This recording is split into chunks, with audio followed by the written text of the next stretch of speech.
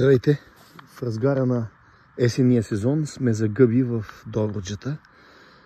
Тук голямо находище на сарнели, които вследствие на сваните вече минусови температури са покварени.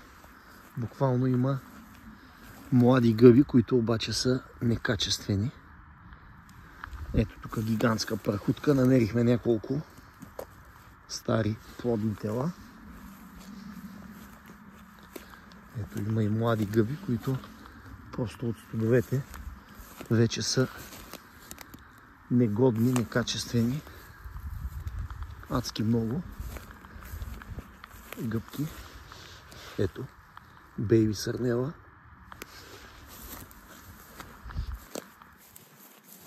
И тук другите видове, които намерихме.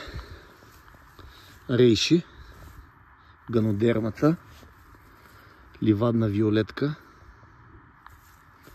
и кучето откри няколко бромалета.